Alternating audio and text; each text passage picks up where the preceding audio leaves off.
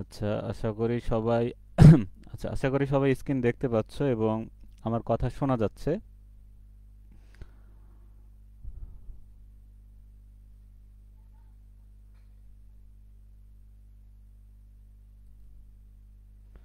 ফেসবুকে লাইভ শুরু হয়েছে। যদি স্ক্রিন দেখতে সমস্যা হয় বা আমার কথা শুনতে অসুবিধা হয় তাহলে তোমরা একটু কাইন্ডলি জানিও কমেন্ট করে, এবং ক্লাসটা তোমরা শেয়ার করে দিতে পারো তোমাদের পরিচিত যারা আছে সবার সাথে। আশা করি সাউন্ড ক্লিয়ার আছে, সবকিছু হ্যাঁ ঠিক আছে।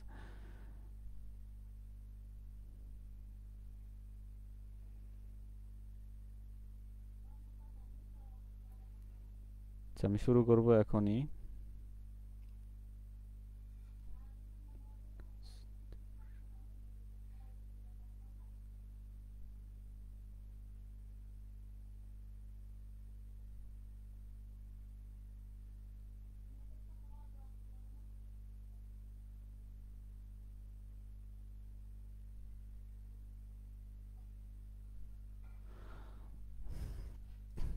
আচ্ছা, হ্যাঁ ঠিক আছে, সবাই যুক্ত আছে। কারো কোনো কোশ্চেন থাকলে, যেহেতু আজকে আমরা এটা মূলত আমাদের যে পেইড ব্যাচ স্টুডেন্ট ছিল এটা সবার জন্য ফ্রি করার কথা ছিল না। আচ্ছা, সাদ্দাম বলেছে তুমি কোনো কথা শুনতে পাচ্ছ না। আচ্ছা, বাকিরা কি কথা শুনতে পাচ্ছ আমার?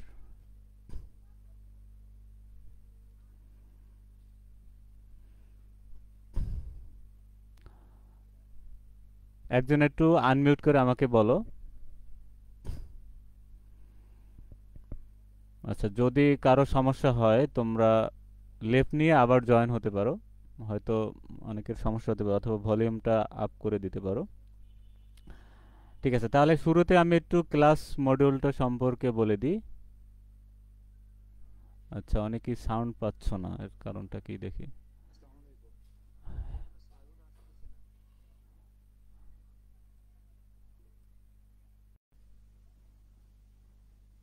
আচ্ছা, এখন কি শোনা যাচ্ছে? আমার এখানে তো ক্লিয়ার মনে হচ্ছে সবকিছু।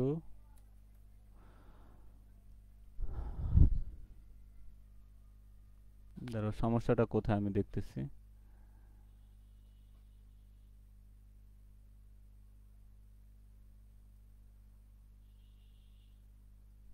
সব ঠিক আছে।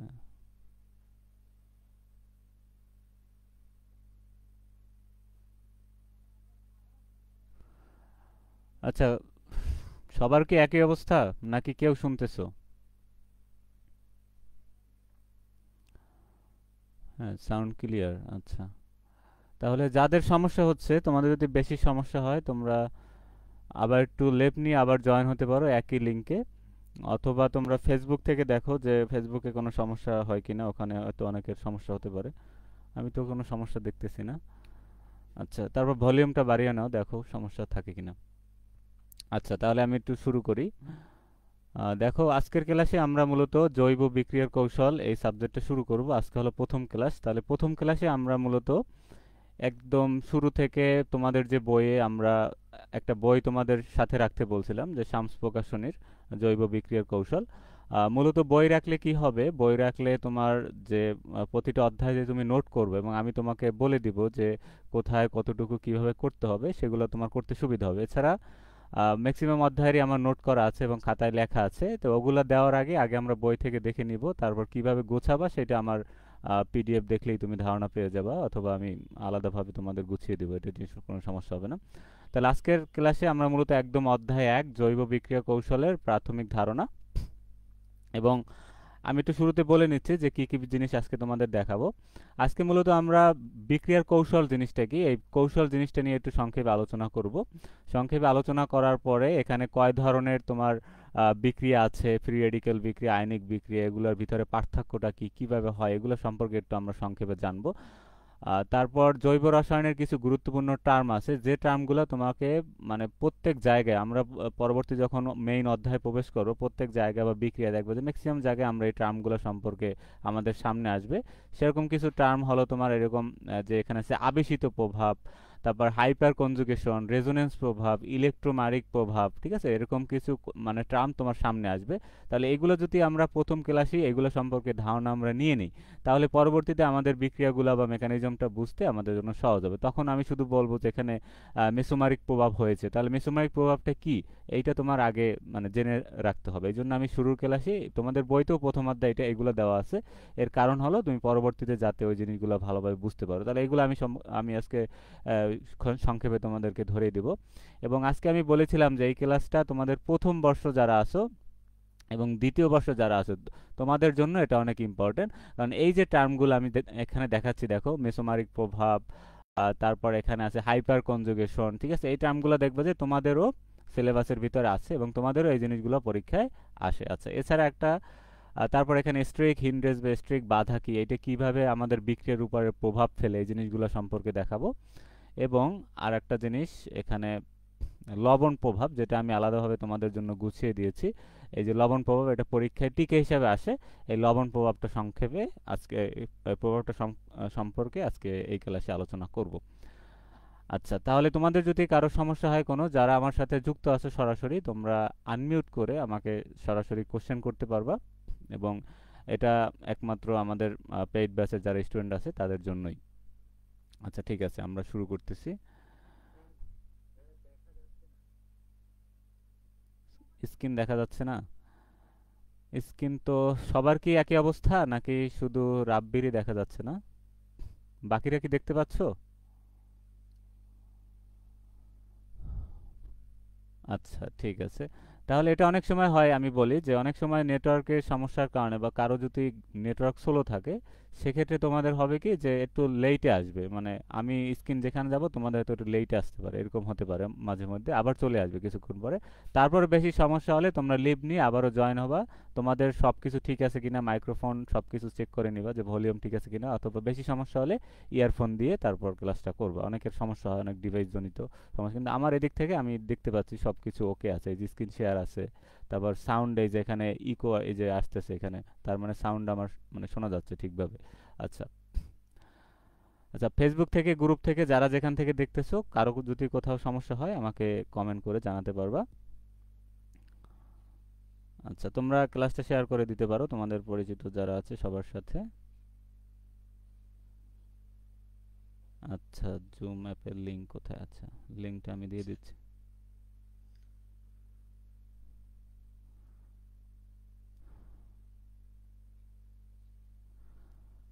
আচ্ছা, ঠিক আছে, তাহলে আমরা শুরু করি।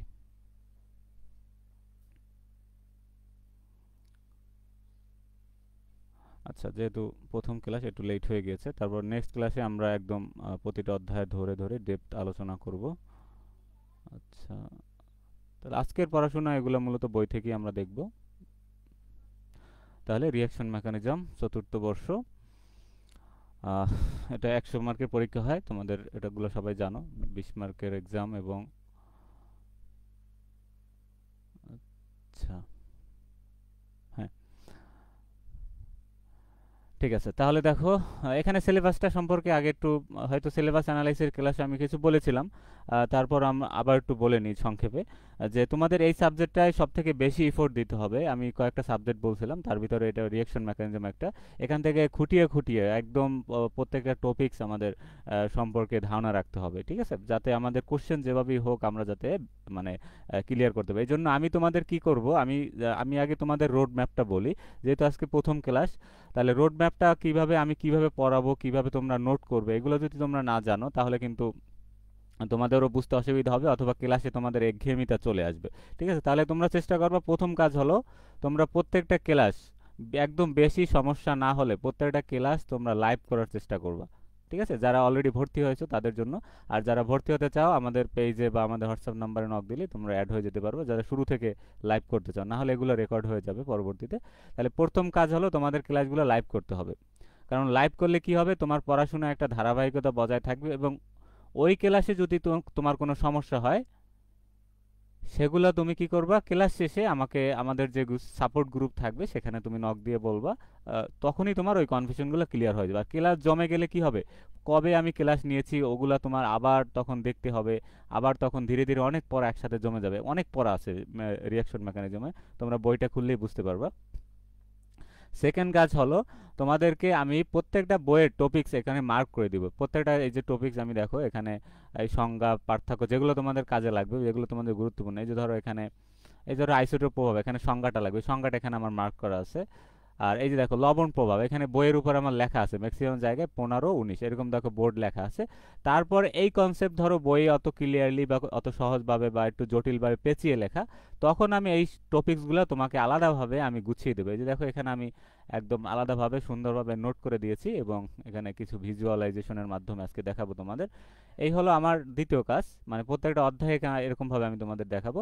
তারপরে পরবর্তী যে অধ্যায়গুলো, মেইন অধ্যায়গুলো, যেমন মেইন অধ্যায় বলতে আমি কয়েকটা অধ্যায় এখানে মেইন হিসেবে মার্ক করেছি। যেমন একটা হলো নিউক্লিওফিলিক সাবস্টিটিউশন, এবং এই যে এই প্রথম যে 1.1 এইটা, তারপর ইলেকট্রোফিলিক বিক্রিয়া, তারপর ইলেকট্রোফিলিক এডিশন বিক্রিয়া, দ্রুত বিক্রিয়া, তারপর এগুলো অতটা ইম্পর্টেন্ট না, এখানে কিছু বিক্রিয়া আসে পরীক্ষায়। তারপর এডিশন, ইলিমিনেশন, তারপর একদম লাস্টের অধ্যায়টা সব থেকে বেশি ইম্পর্টেন্ট, এই যে এই অধ্যায়টা। এগুলো মোস্ট ইম্পর্টেন্ট অধ্যায়, আর বাকিগুলো থেকেও কোশ্চেন আসে, সেগুলো আমরা ভালো করে পড়বো। আচ্ছা, তাহলে এই অধ্যায়গুলোর কি হবে, আমি যখন মেইন অধ্যায়ে যাব, এই যে প্রত্যেকটা টপিকস তোমাদের যেটা বই থেকে দরকার বই থেকে বলবো, যেটা আমার নোট করা সেটা তোমাদের নোট এখানে পিডিএফ দেবো একসাথে কমে। তোমাদের কাজ হলো প্রত্যেকটা ক্লাস দেখা শেষে এই জিনিসগুলো নোট করে ফেলবা। আর আমি চেষ্টা করব যতটা সম্ভব তোমাদেরকে একদম বেসিক থেকে তোমাদের ধরিয়ে দেওয়ার, যাতে পরবর্তীতে কারো সমস্যা হওয়ার কথা না, আশা করি। তারপর সমস্যা হলে আমাদের গ্রুপ থাকবে, গ্রুপে তোমরা আলোচনা করতে পারো, কোনো সমস্যা নেই। আচ্ছা, তাহলে আজকে যেহেতু আমাদের একদম বেসিক ক্লাস, সেটা হলো প্রাথমিক ধারণা, জাস্ট একদম বেসিক থেকে আমরা জানবো যে জিনিসগুলো আসলে কি। আচ্ছা, আমরা দেখি তোমাদের বইতে কি লেখা আছে, তারপর আমি সাথে কিছু এক্সাম্পল অ্যাড করব। তাহলে দেখো বিক্রিয়ার কৌশল জিনিসটা আসলে কি, এবং বিক্রিয়ার কৌশল বলতে আসলে আমরা কি বুঝি। আচ্ছা, তাহলে দেখো বিক্রিয়ার কৌশল উদ্ঘাটন রাসায়নিক গতিবিদ্যার একটা তোমার গুরুত্বপূর্ণ একটা দিক। তাহলে রাসায়নিক বিক্রিয়া এক বা একাধিক ধাপে, আমরা জানি কোনো একটা বিক্রিয়া এটা এক বা একাধিক ধাপে সংঘটিত হতে পারে। একটা বিক্রিয়া আমরা তো ধরো একটা এরকম একটা ধাপ দেখি, ধরো এ থেকে বি, ধরো এখানে সি উৎপন্ন হয়েছে, ধরো বিক্রিয়ক এবং উৎপাদ। আমরা তো মানে সচরাচর একটা ধাপই আমাদের চোখে পড়ে বেশিরভাগ ক্ষেত্রেই, যদি আমরা বেশি গভীরে না যাই। কিন্তু এই সাবজেক্টে আমরা কি শিখবো, এই যে বিক্রিয়াগুলো এই যে হচ্ছে, এর মধ্যবর্তী কি কি ধাপ এর ভিতরে আসে, ট্রানজিশনাল স্টেট কি কি আসে, এবং এই বিক্রিয়াটা মানে সম্পন্ন হতে এর মাঝখানে আরো কতগুলা ধাপ চলে আসে।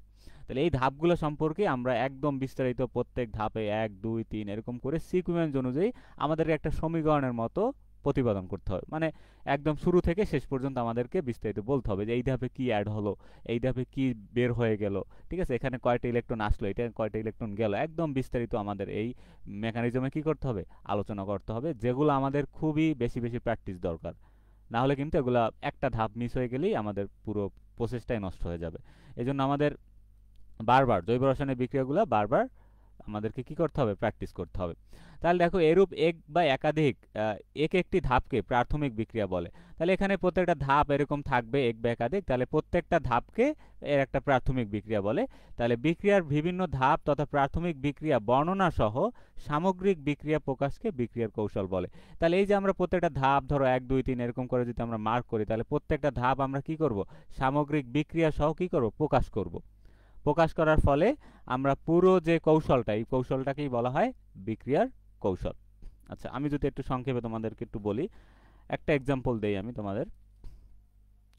এখানে একটু ফাঁকা জায়গা আছে, আমি এখানেই লিখি, অনেকের সুবিধা হবে বুঝতে। আচ্ছা, SN2 বিক্রিয়া সম্পর্কে আমি পরবর্তীতে দেখাবো। তাহলে আজকে জাস্ট একটু আমরা SN2 বিক্রিয়ার মূল যে আমাদের মেইন মেকানিজমটা একটু আমি তোমাদেরকে দেখাই। তাহলে ধরো আমার কাছে এরকম একটা যৌগ আছে বিআর, আর এখানে ধরো হাইড্রোজেন, এখানে ধরো অ্যালকাইল গ্রুপ, এখানে ধরো আরো একটা অ্যালকাইল, আমি লিখলাম না অ্যালকাইল গ্রুপ।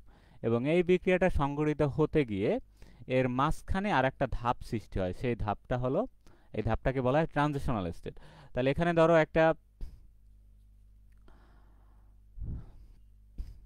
আচ্ছা কারো কোথাও সমস্যা হলে আমাকে বললো। আচ্ছা, তাহলে এখানে ধরো একটা নিউক্লিওফাইল, এর সাথে কি হবে, নিউক্লিওফাইল এসে কি অ্যাটাক করবে, এটা সবসময় পিছন দিক থেকে অ্যাটাক করে, কারণ এখানে বড় গ্রুপ থাকে, এই যে ব্রোমিন আছে, তাহলে বড় গ্রুপ থেকে স্ট্রিক বাধা বেশি থাকে, এই জন্য এটা সবসময় পিছন দিক থেকে অ্যাটাক করে। তাহলে ধরো হাইড্রোক্সিল গ্রুপটা এখানে অ্যাটাক করলে কি হবে, আমরা চাইলে বিক্রিয়াটা এক ধাপে লিখতে পারি, কিন্তু বিক্রিয়ার কৌশলে কি করে, তোমার এই প্রত্যেকটা ধাপকে এখানে ট্রানজিশন স্টেট দেখাইতে হয়, তারপর আরও যদি কোনো ধাপ থাকে সেটা দেখাই, তারপর আমাদের বর্ণনা দিতে হয়। তাহলে এখানে কি হবে, মাঝখানে একটা ধাপ তৈরি হয়, সেটা এরকমভাবে, আর এখানে সি, এখানে ধরো ব্রোমিন, আর এখানে ধরো হাইড্রোজেন, আর এখানে দুইটা অ্যালকাইল গ্রুপ আর আর প্রাইম, আমি এটা যে কোনো কিছু হতে পারে, ইথাইল মিথাইল ইথাইল যে কোনো কিছু। তাহলে আমি জাস্ট তোমাকে মাঝখানের ধাপটা দেখাচ্ছি।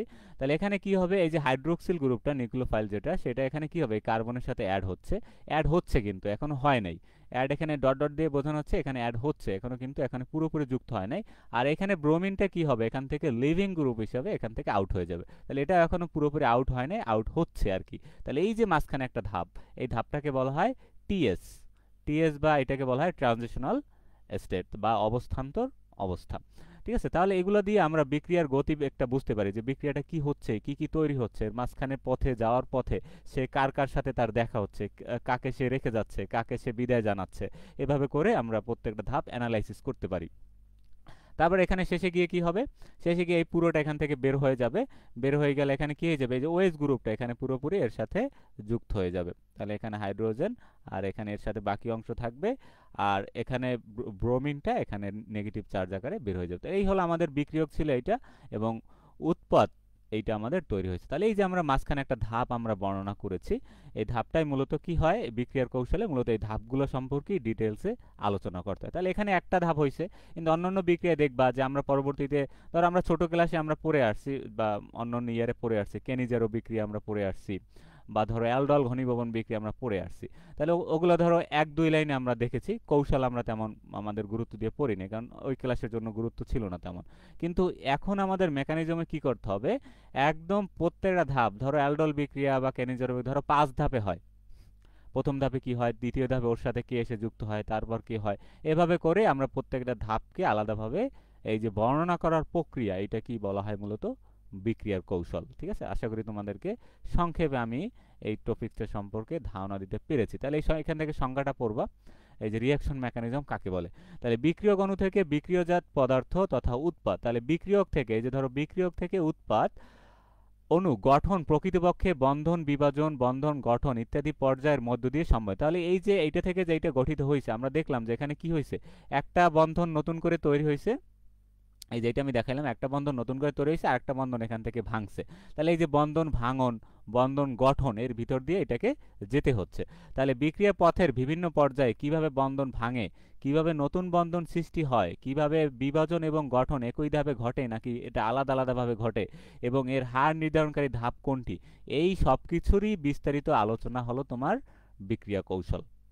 ঠিক আছে, আশা করি সবার কাছে জিনিসটা ক্লিয়ার হয়েছে। আচ্ছা, তাহলে এটা একদম বেসিক। আজকে যেহেতু আমরা অধ্যায় শুরু করেছি মাত্র, আমরা এই সাবজেক্টটা শুরু করেছি, আজকে হলো আমাদের পেইড ব্যাচের প্রথম ক্লাস। প্রথম ক্লাসটা সবার জন্য ফ্রি করেছি, যাতে সবাই একটা ক্লিয়ার ওভারভিউ নিতে পারে যে আমাদের কোর্সটা কিভাবে পড়ানো হচ্ছে বা কিভাবে আমাদের মডিউলটা সাজানো হচ্ছে, এগুলো সম্পর্কে একটু তোমরা যাতে ধারণা পাও। আচ্ছা, এবং অবশ্যই আমি তোমাদের ম্যাক্সিমাম অধ্যায় এখানে এখানে অবশ্যই আমি পিডিএফটা অ্যাড করা হয়নি, আমি তোমাদেরকে যে নোট করা যেগুলো আছে ওগুলো অবশ্যই আমার গুছানো আছে, সেগুলো দিব, এবং সাথে বইও আমার মার্ক করা আছে, দাগানো আছে, প্রত্যেকটা টপিক কোনটায় কি অ্যাড করতে হবে সেগুলো আমরা বই থেকে, সেগুলো তোমাদের বই থেকে দেখালে সুবিধা হবে, কারণ তোমাদের সবার কাছে এই বইটা আছে আমি ধারণা রাখছি, এই জন্য তোমাদের নোট করতেও এখান থেকে সুবিধা হবে। জাস্ট ক্লাস দেখবা, বইটার সামনে নিবা, আমি যেটা যেটা বলতেছি সেটা সেটা মার্ক করবা, তারপর ক্লাস শেষে নোট করবা যেগুলো তোমার কাছে কঠিন মনে হচ্ছে। আচ্ছা, তাহলে দেখো এখন এই যে কার্বন কার্বন সমযোজী বন্ধনের বিভাজনে এই যে জৈব বিক্রিয়া কৌশলকে আবার দুই ভাগে ভাগ করা হয়, একটা হলো ফ্রি রেডিক্যাল ক্রিয়া কৌশল, একটা হলো পোলার বা আয়নিক ক্রিয়া কৌশল। তাহলে ফ্রি রেডিক্যাল ক্রিয়া কৌশলটা কিভাবে হয়, আসলে এখানে একটা মূলত ফ্রি রেডিক্যাল থাকে। ফ্রি রেডিক্যাল কি আমি একটু পরে বলবো। ফ্রি রেডিক্যাল থাকে, এই ফ্রি রেডিক্যালের মাধ্যমে বিক্রিয়াটা হয়। তাহলে এখানে বহু সংখ্যক প্রতিস্থাপন বিক্রিয়া দ্রুত বিক্রিয়ার ভিতরে সংঘটিত হতে পারে। আর পোলার বা আয়নিক ক্রিয়া কৌশল, এখানে আয়ন থাকে, ধরো অ্যানায়ন থাকে, ক্যাটায়ন থাকে, এই কৌশলকে পোলার বা আয়নিক ক্রিয়া কৌশল বলে। তাহলে দুইটার পার্থক্য কি, আচ্ছা, এখন এই পোলার বা আয়নিক ক্রিয়া কৌশলের ভিতরে আবার দুই ধরনের জিনিস আছে, একটা হলো নিউক্লিওফাইল, একটা হলো ইলেকট্রোফাইল। নিউক্লিওফাইল বলতে যারা নিউক্লিয়াসকে পছন্দ করে, নিউক্লিয়াস লাভার। আর ইলেকট্রোফাইল বলতে যারা ইলেকট্রনকে পছন্দ করে, তারা হলো ইলেকট্রোফাইল, ঠিক আছে, বা ইলেকট্রন লাভার, ঠিক আছে। এভাবে আমরা অধ্যায় 2 এবং অধ্যায় 3-এ আমরা পরবর্তীতে বিস্তারিত এগুলো নিয়ে আলোচনা আছে, কারা কিভাবে কোন বিক্রিয়া করে বিস্তারিত ছক সহ তোমাদেরকে দেখাবো।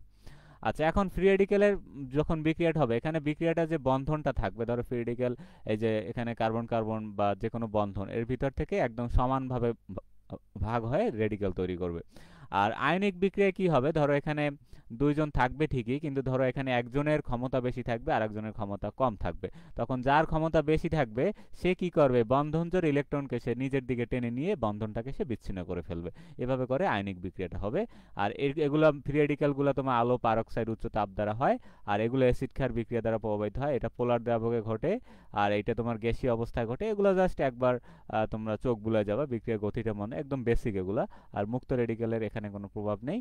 আর ফ্রি রেডিক্যাল দ্বারা বিক্রিয়ার গতিটা তোমার স্লো হয়ে যেতে পারে। আচ্ছা, এই গেল আমাদের পরবর্তী জিনিস। আমরা এগুলো লাগবে না, এগুলো আমাদের ভৌত রসায়নে আগে তোমরা পড়ে আসছো, যে অবস্থান্তর অবস্থা, একমুখী বিক্রিয়া, উপমুখী বিক্রিয়া, এগুলো তোমরা প্রথম বর্ষ পড়ে আসছো। এগুলো এখানে তেমন গুরুত্বপূর্ণ না। তারপর আইসোটোপ প্রভাব, এখান থেকে যার সংজ্ঞাটা তোমাদের পরীক্ষা আসছে, সংজ্ঞাটা দেখে রাখবা, যে আইসোটোপ পরিবর্তনের ফলে বিক্রিয়ার হার দুর্ভোগ যদি চেঞ্জ হয় তখন ওইটাকে বলা হয় আইসোটোপ প্রভাব, ঠিক আছে, এখান থেকে এটা দেখবা। আচ্ছা, তারপর পরবর্তীতে দেখি আমরা, আচ্ছা লবণ প্রভাবটা আমরা পরে দেখাচ্ছি। এর আগে আমরা এখানে কিছু টার্ম আছে, এই টার্মগুলো সম্পর্কে একটু বিস্তারিত আলোচনা করে নিই। এগুলো তোমাদের আমি বললাম যে প্রত্যেকটা ধাপে ধাপে জৈব রসায়ন তোমরা প্রথম, দ্বিতীয়, চতুর্থ বর্ষ যারাই আছো সবারই এই জিনিসগুলা অনেক গুরুত্বপূর্ণ, ঠিক আছে। আচ্ছা, তাহলে এই অংশটা তোমরা ভালোভাবে দেখো। আচ্ছা,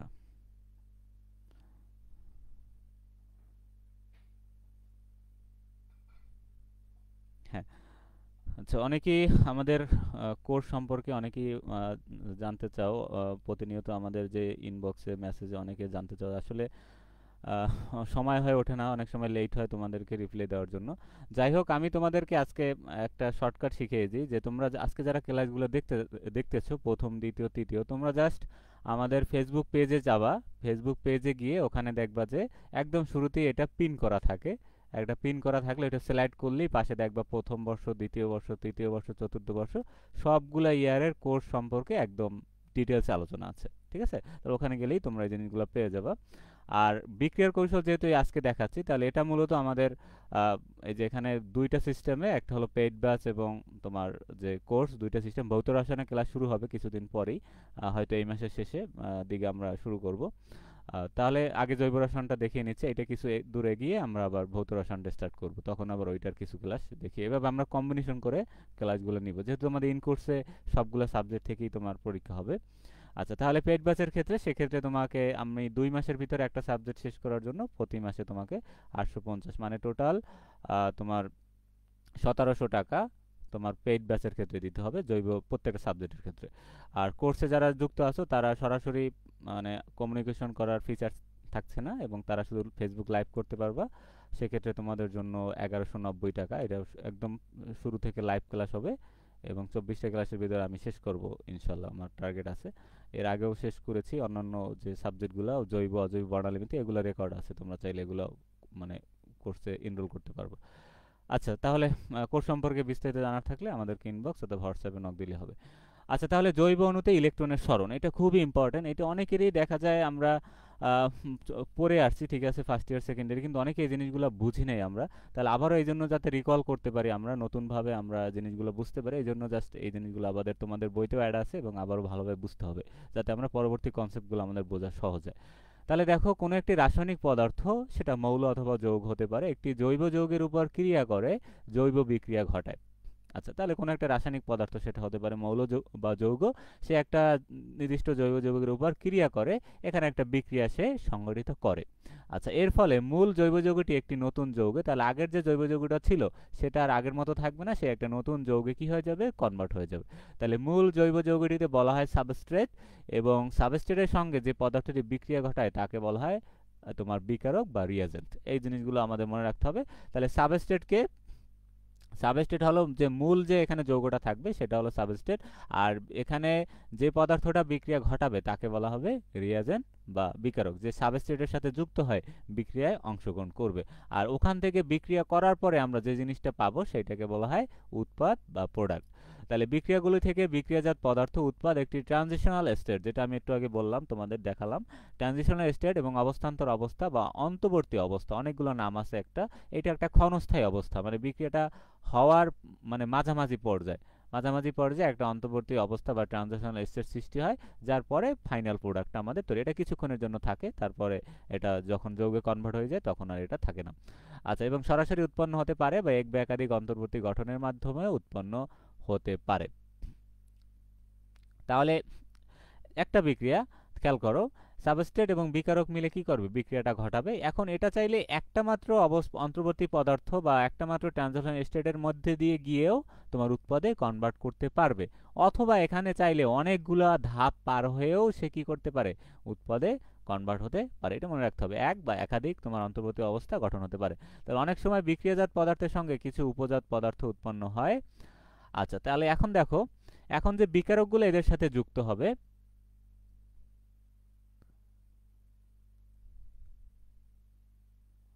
আচ্ছা,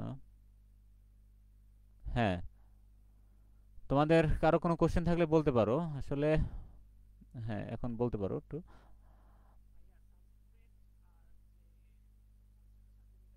হ্যাঁ, সাবস্ট্রেটের সাথে বিকারক, এই দুইটা সম্পর্ক। হ্যাঁ,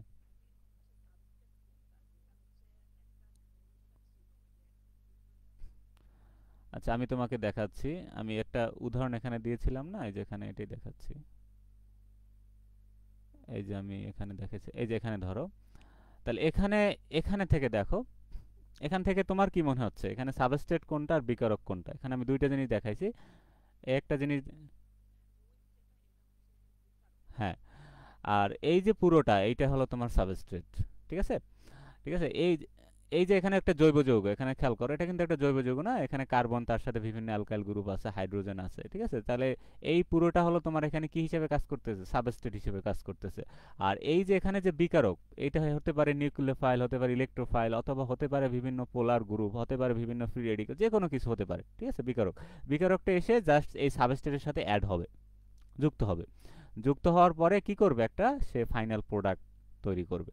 বুঝতে পারছো এখন সাবস্ট্রেট এবং বিকারক? আচ্ছা, তাহলে এখন এগুলো আবার বিভিন্ন প্রকৃতি, এগুলো আমরা ধীরে ধীরে যাবো, আমরা ভিতরে যাচ্ছি, এগুলোর প্রকারভেদ আছে, কোনটা কি কি ইলেকট্রোফাইল হিসেবে কাজ করে, কোনগুলো তোমার নিউক্লিওফাইল হিসেবে কাজ করে, এগুলো বিস্তারিত ছক আছে বইয়ে তোমাদের, এগুলো আমি ধীরে ধীরে দেখাবো। আচ্ছা, তাহলে দেখো এখন অধিকাংশ বিকারক দেখো এরা হয় পজিটিভ চার্জ অথবা হয় নেগেটিভ চার্জ। ঠিক আছে, তাহলে এখন দেখো পজিটিভ চার্জযুক্ত বিকারক সাবস্ট্রেটের ইলেকট্রন সমৃদ্ধ অংশকে এবং নেগেটিভ চার্জযুক্ত বিকারক ইলেকট্রন ঘাটতি বিশিষ্ট অংশকে আক্রমণ করে। এটা খুবই গুরুত্বপূর্ণ লাইন, দেখো। তাহলে সাবস্ট্রেট দুই প্রকার হতে পারে, একটা হতে পারে ধরো পজিটিভ, একটা হতে পারে নেগেটিভ, বেশিরভাগ এভাবেই হয় আর কি। আচ্ছা, তাহলে দেখো এখন যার চার্জ কি, যার এখানে দেখো পজিটিভ চার্জযুক্ত বিকারক, যার চার্জ প্লাস, সে কি করবে, যেখানে ইলেকট্রন বেশি আছে, পজিটিভ মানে কি, পজিটিভ মানে এই বিকারকটার ভিতরে ইলেকট্রনের ঘাটতি আছে। পজিটিভ মান সাইন দ্বারা আমরা বুঝবো যে এই বিকারকের ভিতরে ইলেকট্রনের ঘাটতি আছে, তার মানে সে কাকে গিয়ে অ্যাটাক করবে, যেখানে সে দেখবে ইলেকট্রন বেশি আছে, যে জায়গায় দেখবে সে ইলেকট্রনের প্রাচুর্য বেশি আছে, সেখানে গিয়ে সে কি করবে, যুক্ত হবে। এটাই তো স্বাভাবিক ব্যাপার। তারপর নেগেটিভ যে থাকবে, নেগেটিভটা সে কি করবে, যেখানে তোমার ইলেকট্রন ঘাটতি, নেগেটিভ মানে কি, তার অলরেডি নেগেটিভ চার্জ দ্বারা বোঝাচ্ছে যে তার অলরেডি ইলেকট্রন এখানে অতিরিক্ত আছে। তাহলে সে কি করবে, তোমার যেখানে ইলেকট্রনের ঘাটতি আছে সেখানে গিয়ে সে অ্যাটাক করে সেখানে গিয়ে যুক্ত হয়ে যায়। এভাবে আমরা মনে রাখতে পারি। সুতরাং সাবস্ট্রেটের সমযোজী বন্ধনের বিক্রিয়া ঘটাতে হলে বন্ধনটি কিছুটা আয়নিক প্রকৃতির থাকা দরকার। তাহলে এখানে তোমার যে সাবস্ট্রেটটা থাকবে, সেই সাবস্ট্রেটটা তোমার যদি বিক্রিয়া ঘটাতে চাও, তাহলে আমি একটু আবারও উপরে চলে যাই। আমি SN2 যে বিক্রিয়াটার এক্সাম্পল দেখাচ্ছিলাম, এখান থেকেই আমি তোমাদের সব ধারণা দিচ্ছি। তাহলে এখানে দেখো, আচ্ছা, এখানে দেখো এটাকে বলছে এটা একটু আয়নিক প্রকৃতির হতে হবে, যে সাবস্ট্রেটটা থাকবে এটাকে একটু আয়নিক আয়নিক প্রকৃতি কীরকম, এখানে দেখো যে ব্রোমিনটা আছে, সেই ব্রোমিনের তড়িৎ ঋণাত্মকতা দেখো কার্বনের থেকে কিন্তু অনেক বেশি। আমরা জানি কিন্তু ব্রোমিন, ফ্লোরিন, ক্লোরিন যারা আছে তাদের তড়িৎ ঋণাত্মকতা বেশি, কার্বনের থেকে বেশি। তাহলে তড়িৎ ঋণাত্মকতা যখন বেশি থাকে কোনো মৌলের বা কোনো পরমাণুর, তখন সে কি করে, এই যে বন্ধন ইলেকট্রন, এখানে কার্বনের সাথে ব্রোমিন কি আছে, এখানে দুইটা ইলেকট্রন আছে। তাহলে ইলেকট্রন তারা সমযোজী বন্ধনে এখানে আবদ্ধ আছে, মূলত একটা সিগমা বন্ধন এখানে আছে। তাহলে তারা কি করে, যে যার ইলেকট্রোনেগেটিভিটি বেশি বা তড়িৎ ঋণাত্মকতা বেশি, সে কি করে, এই যে বন্ধন জোড় ইলেকট্রনকে নিজের দিকে টেনে নিয়ে আনতে চায়, মানে টেনে নিয়ে আসতে চায়। তখন কি হয়, তখন এখানে একটা আংশিক চার্জের সৃষ্টি হয়ে যায়। ধরো এখানে আংশিক ঋণাত্মক, আংশিক ধনাত্মক, এভাবে একটা আয়নিক প্রকৃতির অবস্থা তাদের ভিতরে তৈরি হয়। আর এই আয়নিক প্রকৃতি হলে তাদের ভিতরে বিকারক এসে বিক্রিয়া করতে তার সহজ হবে। আর যদি আয়নিক প্রকৃতির না হয়, তাহলে এখান থেকে এটাকে তুমি সরাইতে তোমার কষ্ট হবে, মানে বিক্রিয়াটা ঘটাতে তোমার একটু বেগ পেতে হবে। তাহলে ধরো এটা ডেল মাইনাস, এইটা হয় তোমার ডেল প্লাস। এভাবে করে তোমার কি হয়, এটা আয়নিক প্রকৃতি হয়ে যায়। তখন এখান থেকে একজন, এই যে যখন ডেল প্লাস হবে, একজন এই যে নিউক্লিওফাইল এখানে এসে কি করবে, এই যে কেন্দ্রে সে অ্যাটাক করবে। কারণ এখানে ইলেকট্রনের ঘাটতি আছে, আমরা বলছিলাম যে মাইনাস চার্জযুক্ত বিকারক যেখানে ইলেকট্রনের ঘাটতি দেখবে সেখানেই গিয়ে সে কি করবে, অ্যাটাক করবে। তাহলে এখানে এই যে মধ্যবর্তী যে কার্বন পরমাণুটা ছিল, এখানে সে আংশিক চার্জে চার্জিত আছে বিদায় সে এখানে গিয়ে অ্যাটাক করে এর সাথে গিয়ে যুক্ত হবে। ঠিক আছে, এগুলো জাস্ট আজকে বেসিক বলতেছি, এগুলো বিস্তারিত আছে, আমি তোমাদের প্রত্যেকটা অধ্যায়ে এগুলো সম্পর্কে আছে।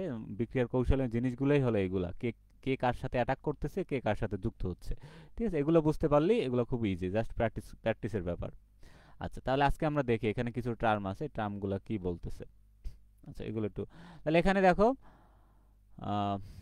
আচ্ছা, আইনিক থাকা দরকার, এটা এইমাত্র বললাম। তাহলে জৈব যৌগের বন্ধনের প্রকৃতি প্রধানত সমযোজী হলো বন্ধন সৃষ্টিকারী ইলেকট্রন জোড়ের স্থায়ী সাময়িক সরণের ফলে বন্ধনের প্রকৃতি কিছুটা আয়নিক হয়। এখন যদি এটা আয়নিক না হয়, সমযোজী প্রকৃতি হয়, সেক্ষেত্রেও তোমার কি হয়, ইলেকট্রন জোড় এখানে স্থায়ীভাবে বা সাময়িকভাবে সে কি করতে পারে, শিফট বা একটু যদি সরণ হয়, তার এক জায়গা থেকে স্থানান্তর হয়, ফলে সেক্ষেত্রেও বন্ধনটা কি হতে পারে, আয়নিক হতে পারে। স্থায়ীভাবে যাইতে হবে না আমাদের, জাস্ট একজনের শক্তি বেশি আছে, ধরো একজন ধরে টান দিল, টান দেওয়া মানে কি, সে নিজের দিকে ওইটা আনার একটা প্রবণতা দেখাইছে, এক্ষেত্রেও তোমার কি হবে, কিছু সময়ের জন্য এর আয়নিক প্রকৃতির হয়ে যাবে। তাহলে বন্ধনের এই আয়নিক প্রকৃতি প্রকাশের কারণগুলো আবার বিভিন্ন ট্রাম দ্বারা ব্যাখ্যা করা যায়।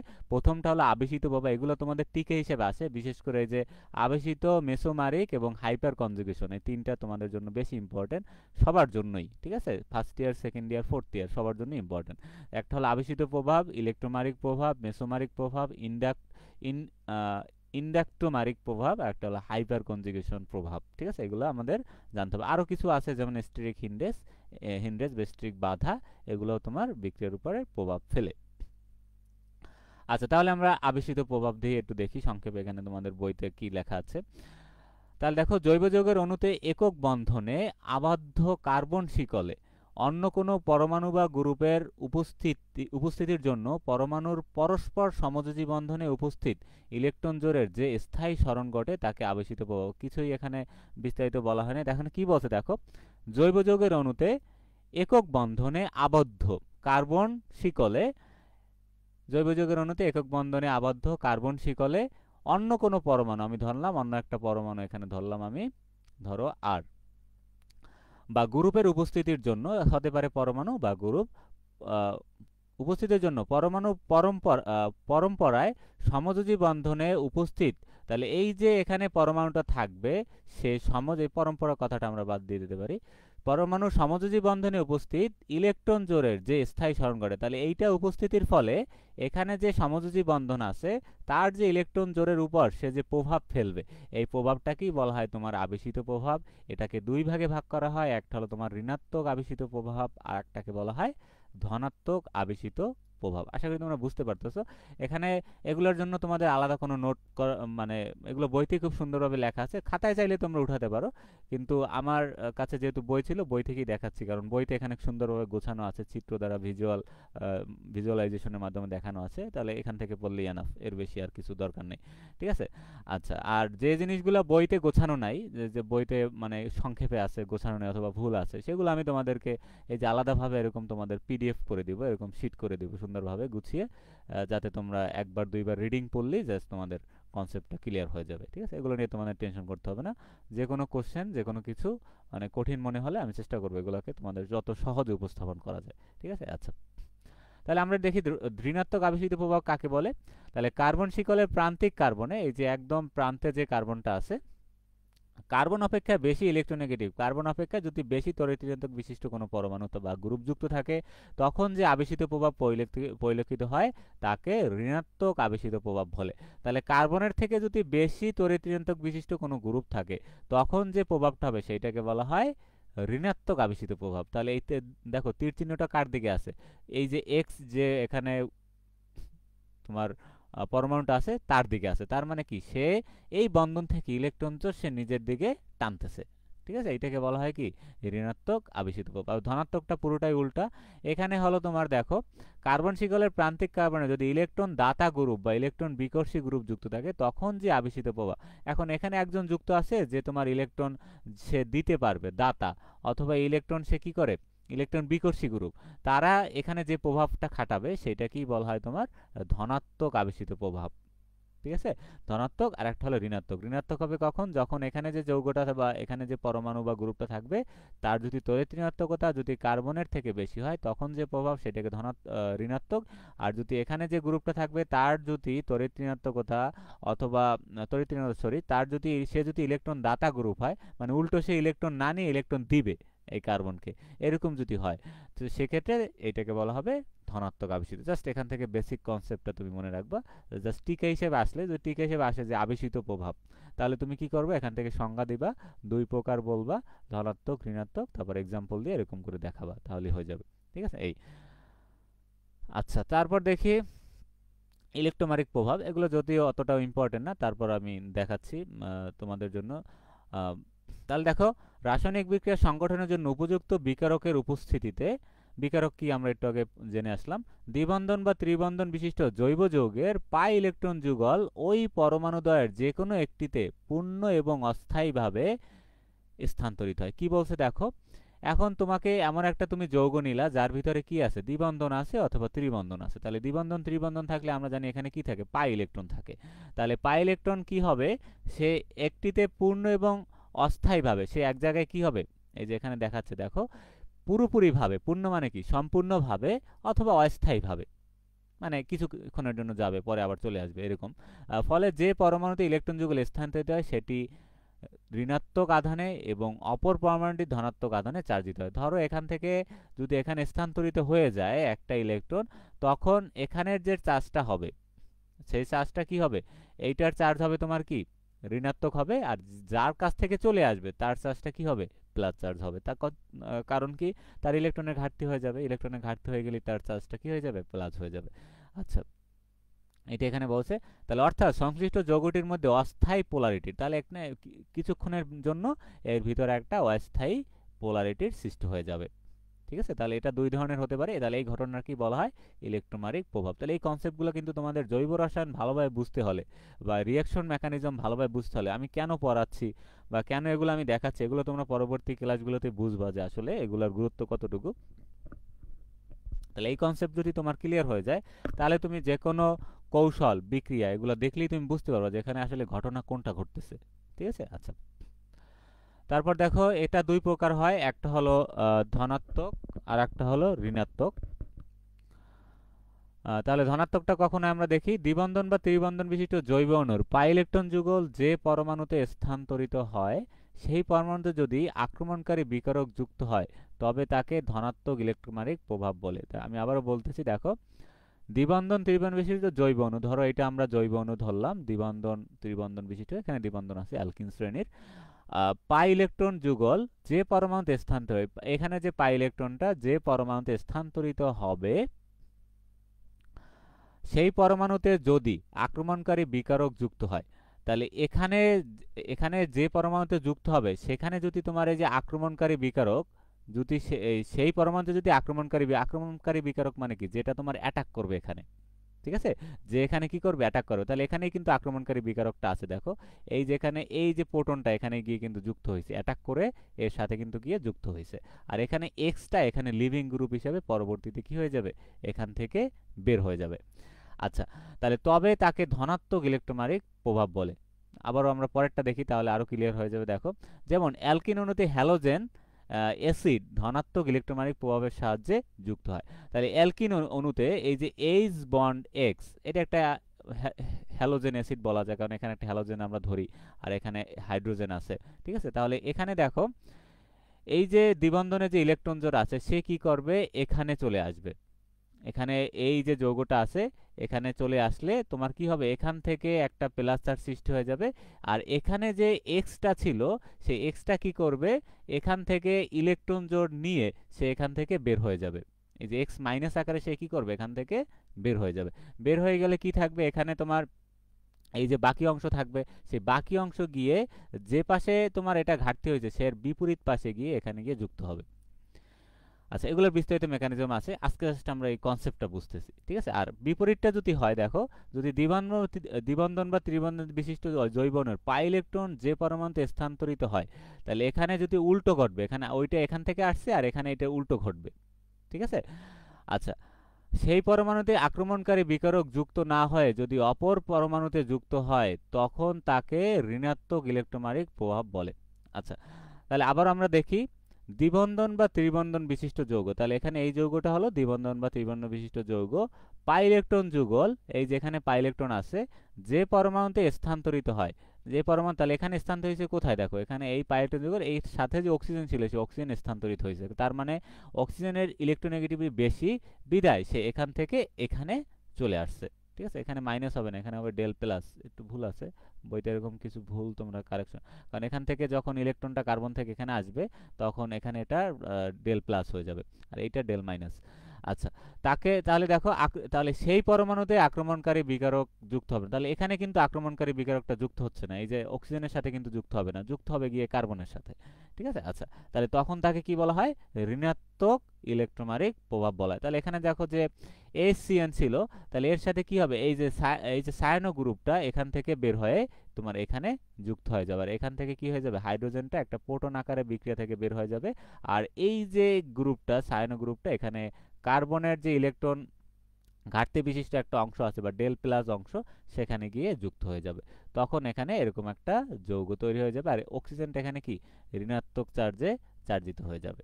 ঠিক আছে, ঋণাত্মক চার্জে চার্জিত হইলো কারণ কি, কারণ এই যে বন্ধন জোড় ইলেকট্রন, অক্সিজেনের তড়িৎচুম্বকতা বেশি বিদায় বন্ধন জোড় ইলেকট্রনকে সে নিজের দিকে টেনে নিয়ে গেছে। এই হলো মূলত তোমার কি ঋণাত্মক ইলেকট্রোম্যাগনেটিক প্রভাব। আচ্ছা, তারপর এগুলা এগুলো জাস্ট একবার তোমরা রিডিং পড়বা, জাস্ট সংজ্ঞাটা দেখবা, বেসিকটা জাস্ট জানবা আর কি। তারপর পরবর্তী যখন আমরা মেইন কনসেপ্টে যাব তখন আমরা ওগুলা থেকে আরো বেসিক ক্লিয়ার হয়ে যাবে। তারপর রেজোনেন্স সম্পর্কে তো আমরা সবাই জানি, রেজোনেন্স জিনিসটা হলো তারপর আমি দেখাই দিচ্ছি যে কোনো অণু বা আয়নের বন্ধনে ইলেকট্রনগুলি যদি পুনর্বিন্যাসের ফলে যে সকল গঠনাকৃতির উদ্ভব হয় এবং একইভাবে ওই অণু বা আয়নের প্রকৃত গঠন নয় এবং অণু বা আয়নটির প্রকৃত গঠন হলো বন্ধন ইলেকট্রনের পুনর্বিন্যাসের মাধ্যমে সৃষ্টি কয়েকটি কাল্পনিক গঠনের সংকেতের সমন্বয়। আমি সংক্ষেপে বলি এখানে, তাহলে কোনো অণুর এরূপ ঘটনাকে রেজোনেন্স বলে। আচ্ছা, তাহলে এখানে দেখো কোনো অণু বা আয়নের ইলেকট্রনগুলো, তাহলে এখানে দেখো বেনজিনের এখানে কয়টা ইলেকট্রন আছে, দেখো এখানে দেখো প্রত্যেকটা এখানে 3টা পাই বন্ড আছে, তার মানে এখানে টোটাল 6টা পাই ইলেকট্রন আছে। তাহলে এই যে 6টা পাই ইলেকট্রন এটা আসলে এক জায়গায় থাকে না, থেকে এরা কি করে, এই যে পুরো বেনজিন চক্রের এখানে ইলেকট্রন মেঘ আকারে অবস্থান করে। এখানে ফাঁকা পি অরবিটাল থাকে, পি অরবিটালের সাথে একটা কনজুগেশন হয় ডিলোকালাইজেশনের মাধ্যমে, এরা পুরো জায়গায় কি করে ছড়িয়ে পড়ে ইলেকট্রনটা। ফলে এইগুলোর স্ট্রাকচারটা আমরা এরকম বিভিন্নভাবে দেখাতে পারি, ধরো এখানে বন্ধনটা দ্বিবন্ধনটা এখানে আছে, আবার এইটা এখানে চলে আসতে পারে, তাহলে এটা এরকম করে ঘুরতে পারে। তাহলে এরকম বিভিন্ন স্ট্রাকচার আমরা না দেখিয়ে এটাকে বলে রেজোনেটিং বা ক্যানোনিক্যাল গঠন। এখন এইগুলোর সবগুলোর সমন্বয়ে আমরা যে একটা গঠন এখানে সার্কেল দিয়ে যে প্রকাশ করি, এই সার্কেল দিয়ে প্রকাশ করি মূলত কি, এখানে যে পাই ইলেকট্রনগুলো আছে সেই পাই ইলেকট্রনগুলো আসলে একটা নির্দিষ্ট জায়গায় আবদ্ধ না থেকে, নির্দিষ্ট কার্বনে আবদ্ধ না থাকে, সে কি করে এই যে পুরো চক্রটা আছে সেই পুরো চক্রে একটা পুরো চক্রে কি করে সে ছড়িয়ে পড়ে ইলেকট্রন মেঘ আকারে।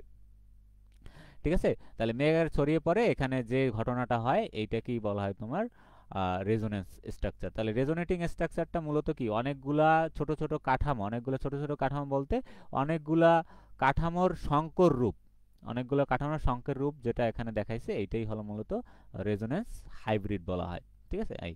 আর এগুলোকে বলা হয় রেজোনেটিং স্ট্রাকচার, ঠিক আছে, এগুলো তোমরা জেনে আসছো অলরেডি, তারপর দেখাইলাম। আচ্ছা, তার মানে এগুলো কম্বিনেশন করে এই জিনিসটা তৈরি হয়। তারপর দেখো মেসোমারিক প্রভাব, যেটা খুবই ইম্পর্টেন্ট, ওই যে প্রথমটা এইটা বেশি ইম্পর্টেন্ট, আবেশিত মেসোমারিক প্রভাবটা, এটা তোমার প্রথম দ্বিতীয় বর্ষের জৈব রসায়নেও এটা অনেক গুরুত্বপূর্ণ, এবং ওখানে বিভিন্ন যৌগের এরকম আমরা রেজোনেন্স স্ট্রাকচার আঁকার সময় এই জিনিসগুলোর প্রভাব মানে পরিলক্ষিত হয়। আচ্ছা, এখন আমরা একটু দেখি,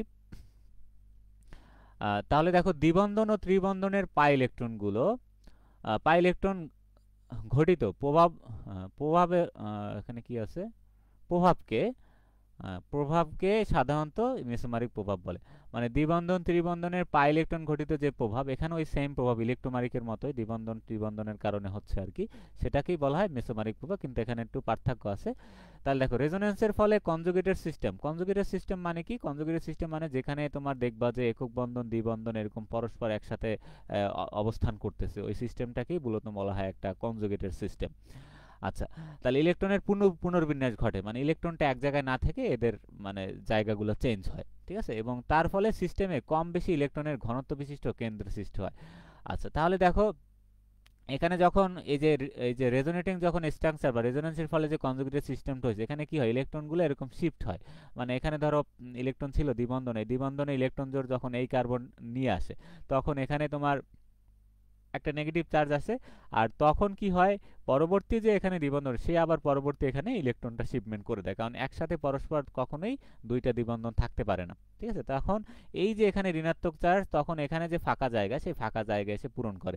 এভাবে করে তোমার কি হয়, তোমার এরকম করে একজন জায়গা খালি হয়ে গেলে আর একজন এসে তোমার ইলেকট্রন দিয়ে আবার ওখানে একটা বন্ধন তৈরি করে ফেলে, ঠিক আছে। এভাবে করে এই গঠনগুলা হতে থাকে, বা ইলেকট্রনগুলো এরকম চারদিকে কি করতে থাকে, ঘুরতে থাকে। আচ্ছা, তাহলে দেখো, তাহলে এখন কি হচ্ছে, কিছু কিছু কেন্দ্রে দেখা যাচ্ছে, ধরো এই কেন্দ্রে, এই কেন্দ্রে এবং এই কেন্দ্রে, তিনটা কেন্দ্রে দেখা যাচ্ছে যে ইলেকট্রনের ঘনত্ব বেশি হয়ে যাচ্ছে। এই যে দেখো মাইনাস চার্জ আছে, মাইনাস চার্জ মানে কি, ইলেকট্রনের ঘনত্ব কেন্দ্রে বেশি হয়ে যাচ্ছে।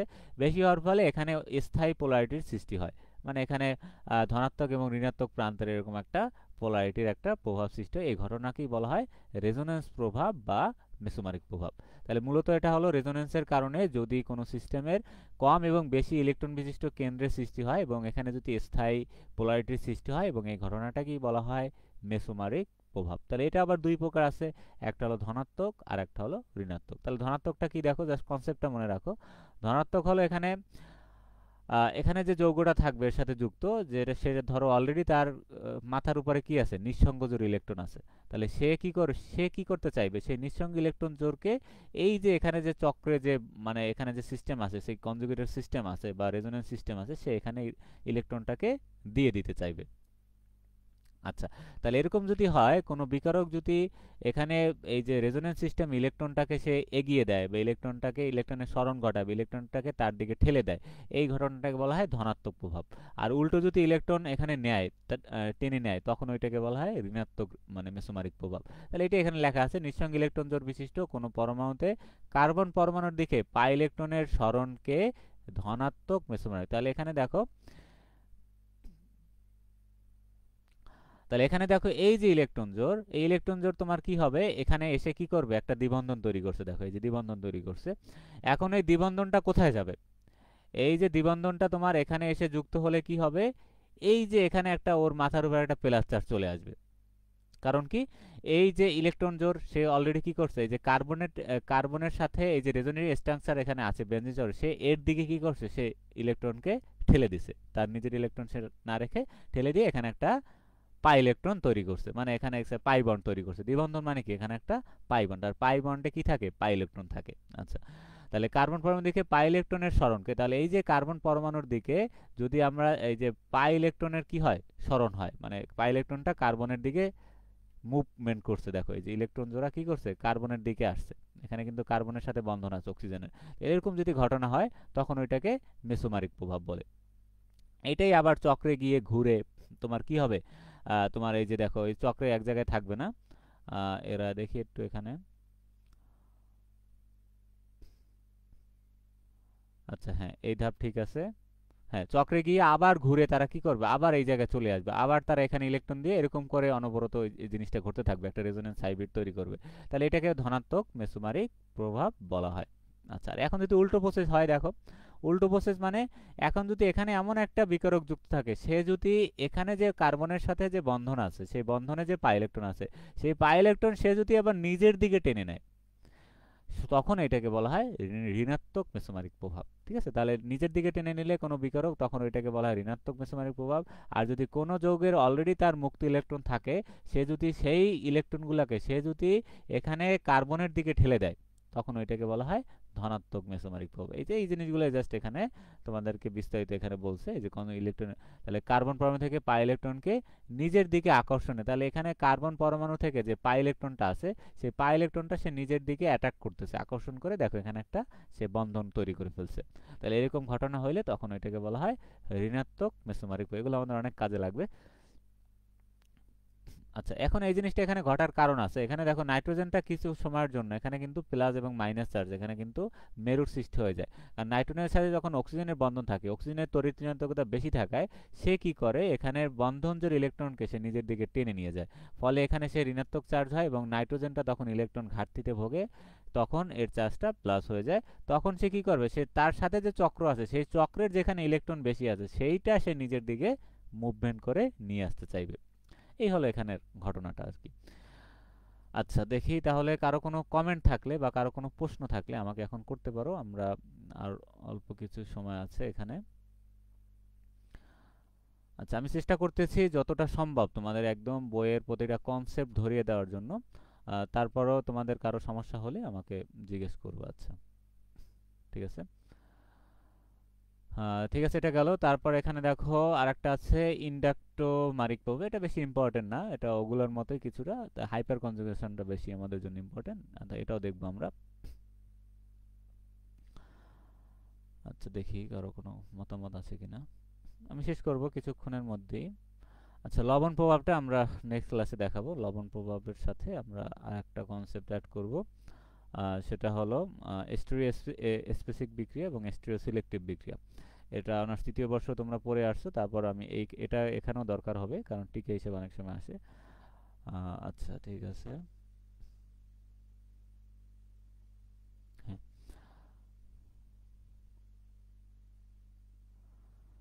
ঠিক আছে। আচ্ছা, তাহলে আহ, আমাদের কোর্সের বিশেষত্ব কি? আসলে অনেকে জানতে চায় যে আসলে আপনাদের কোর্স কেন অন্যদের থেকে আলাদা, কেন তোমরা ভর্তি হবে আমাদের কোর্সে। তাহলে এখন এখানে মূলত দুই ক্যাটাগরি স্টুডেন্ট পাওয়া যায়। কিছু আছে যে শুধু পরীক্ষার আগে তারা চায় যে শুধু অল্প কিছু কোশ্চেন পড়ে পরীক্ষার হলে যে পরীক্ষা দেবো, এখন তাদের জন্য আমাদের কোর্সটা আসলে তাদের জন্য ভারী হয়ে যায়। ভারী হয়ে বলতে এখানে আমরা যেহেতু একদম বেসিক থেকে পড়াচ্ছি এবং কনসেপ্ট ধরে ধরে পড়াচ্ছি, যাতে তোমরা প্রত্যেকটা সাবজেক্টে যাতে আমাদের এ প্লাস পাওয়ার মতো আমরা মার্ক অর্জন করতে পারি, আমি সেই অনুযায়ী তোমাদেরকে দেখাচ্ছি। এবং যাদের পরিশ্রম করার মানসিকতা আছে এবং যারা চাচ্ছ যে না ফোর্থ ইয়ার আমি একটা ভালো সিজিপিএ বা সব থেকে আগের ইয়ারে যা হয়েছে হয়েছে, ফোর্থ ইয়ার আমি সব থেকে ডেডিকেশন দিয়ে পড়বো, একটা ভালো একটা সিজিপিএ নিয়ে আমি ন্যাশনাল ইউনিভার্সিটি থেকে বের হব সম্মানজনকভাবে, তারা আসলে আমাদের কোর্সে ভর্তি হতে পারো। আমি চেষ্টা করছি যে তোমাদের মানে গতানুগতিক যে বিভিন্ন কোর্স আছে বিভিন্ন জায়গায়, যে বিভিন্ন তোমরা কোর্স করো, এগুলো থেকে একটু আলাদাভাবে তোমাদেরকে প্রত্যেকটা টার্মের আগে বেসিক থেকে কানেকশন দিয়ে তারপর আমরা প্রত্যেকটা কনসেপ্টের সাথে লিঙ্ক আপ করি আমরা কোশ্চেনগুলো সলভ করব এবং প্রত্যেকটা টপিকস আমরা ধারাবাহিকভাবে দেখব। ঠিক আছে, এতে কি হবে, তোমার প্রত্যেকটা কনসেপ্টের কি আইডিয়া ক্লিয়ার হয়ে যাবে। আইডিয়া ক্লিয়ার হয়ে কি হবে, ওগুলো তুমি খুব ইজিলি জাস্ট মনে রাখতে পারো। জাস্ট আমি কি হয়েছে বিক্রিয়ার কৌশলে আমি এই যে তোমাদের যে কৌশলগুলো ছিল, আমি এগুলো মানে বিস্তারিত ব্যাখ্যা এগুলো ম্যাক্সিমাম ক্ষেত্রে খুব কম লিখেছি খাতায়। আমি জাস্ট কি করতাম, জাস্ট মেকানিজমটা বারবার প্র্যাকটিস করতাম, যে শুরু থেকে কি হচ্ছে, ধাপে কোন ধাপে কি হচ্ছে। আর ভিতরের ঘটনাগুলা আমার বেসিক বা আমার জানা ভালো ছিল বিধায় আমি ওগুলো এমনিতেই বুঝতে পারতাম যে এখানে গিয়ে। তা তোমাদেরও যদি এই কনসেপ্টগুলো তোমার ভালোভাবে ক্লিয়ার হয়ে যায়, তাহলে জাস্ট তুমি বিক্রিয়ার মেকানিজমটা দেখলি, তুমি ভিতরে কি হচ্ছে এগুলো তো সম্পর্কে তোমার এমনিতেই আইডিয়া হয়ে যাবে। তখন আর তোমার ও বই থেকে হুবহু লাইন বাই লাইন ধরে দেখবা যে অনেক ক্ষেত্রে তোমার এমনিতেই এগুলো তুমি পারতেছো, তখন ওগুলো তোমার মুখস্থ করতে হচ্ছে না। ঠিক আছে, এগুলো মেইন হলো বোঝার জিনিস, আসলে মুখস্থ করে তো সব কিছু হয় না। ঠিক আছে, কেমিস্ট্রির মতো একটা সাবজেক্ট আমরা পড়তেছি যেহেতু, আমাদের অবশ্যই এখানে অনেক কিছু বোঝার আছে। ঠিক আছে, যাতে আমরা পরবর্তীতে আমাদের লাইফে যে কারো যে কোনো ভাইবা দিতে গেলে বা যে কোনো জায়গায় গেলে চাকরির ভাইবা দিতে, যাতে তোমাকে বেসিক একটা কনসেপ্ট থেকে কোশ্চেন করবে যে হাইপার কনজুগেশন কি বা আবেশিত প্রভাব কি, এই জিনিসটা কি বোঝে, এগুলো একদম জৈব রসায়নের বেসিক। ঠিক আছে, তাহলে বেসিক যদি ক্লিয়ার না থাকে তাহলে অনেক জায়গায় তোমরা দেখবা যে আটকে যাচ্ছ গিয়ে গিয়ে। আচ্ছা, এই জন্য আমি একটু তোমাদের জন্য আলাদাভাবে ট্রাই করতেছি। আচ্ছা, ঠিক আছে। আর কোর্স ফিটাও আমাদের যত সম্ভব আমরা কম রেখেছি, 1190 টাকা। আসলে মনে হয় না যে কোথাও তুমি লাইভ ক্লাস এত কম ফিতে পেতে পারো, জানো না, আমার ধারণা নেই। আহ, তা তোমরা জানো একটা লাইভ ক্লাস নিতে হলে এর পিছনে অনেক পরিশ্রম শ্রম এখানে মানে রেডি করতে হয়, পিডিএফ নোট করতে হয়, সবকিছু গোছাতে হয়, সরাসরি স্টুডেন্টের সাথে কমিউনিকেশন করতে হয়, ঠিক আছে? তাহলে এখানে অনেক মানে বিষয় আছে, ঠিক আছে? আচ্ছা, ঠিক আছে। আর পেইড ব্যাচে যারা আছো তোমাদের তো আরো বেশি, তোমাদের তো আলাদাভাবে আমি এখানে সিট কম, এখানে 20টা সিট, 20 এর বেশি স্টুডেন্ট আমি নিব না। তাহলে তোমাদের আরো বেশি পরিশ্রম করতে হবে, কারণ আমি চাচ্ছি যে এখানে যারা আছো সবাই যাতে ভালো রেজাল্ট করতে পারো, এবং তোমাদের প্রতিনিয়ত নোট করে আমাকে দেখাবা। তোমাদের মডেল টেস্ট হবে সাপ্তাহিক, বা অধ্যায় শেষ হলে আলাদাভাবে আমি প্রশ্ন প্রশ্ন করে এগুলো তোমাদের আবার পরীক্ষা নেব, যাতে তোমাদের প্রত্যেকটা অধ্যায় আবার বারবার রিভিশন হয়ে যায়। তারপর ফুল মডেল টেস্ট, এটা আবার সবার জন্যই থাকবে, যারা কোর্স ব্যাচ দুইটাই আছে সবাই এটা অংশগ্রহণ করতে পারবে। আচ্ছা, দেখি তাহলে ইলেকট্রোম্যাগনেটিক প্রভাব, তাহলে কোনো বিশেষ প্রভাবের প্রভাবকের উপস্থিতিতে, তাহলে এখানে একটা কথা আছে, বিশেষ প্রভাবকের উপস্থিতিতে কার্বন শিকল বিশিষ্ট কোনো অণুর প্রান্তিক কার্বনে অপেক্ষিত অধিক ইলেকট্রোনেগেটিভ পরমাণু বা মূলক যুক্ত থাকলে বন্ধনকৃত ইলেকট্রন যুগল সেই পরমাণু দিকে আংশিক স্থানান্তরিত, ওই এটা আগেরটার মতোই, আবেশিত প্রভাবের মতোই কিছুটা, এটা ওই একই ঘটনা, ওর দিকে স্থানান্তরিত হচ্ছে। ফলে কার্বন শিকল বরাবর মেরুত্বের সৃষ্টি হয়। তাহলে যদি কার্বন শিকলের বরাবর যদি কি হয়, একটা মেরু মানে আংশিক ধনাত্মক, ডেল প্লাস ডেল মাইনাস এরকম যদি সৃষ্টি হয়, তখন ওই প্রভাবটাকে বলা হয় ইন্ডাক্টোমারিক প্রভাব। ঠিক আছে, জাস্ট এখান থেকে এই সংজ্ঞাটা পড়ে রাখবো। আচ্ছা, তারপর মোস্ট ইম্পর্টেন্ট পার্ট, এটা তোমার সবার জন্য ইম্পর্টেন্ট, হাইপার কনজুগেশন। ঠিক আছে, এটার জন্য যারা ফার্স্ট ইয়ারে আছো তোমাদের জন্য আবার একটা আলাদা ক্লাস ছিল প্রায় 39-40 মিনিটের, এটার জন্য বিস্তারিত ডিটেলস আলোচনা ছিল।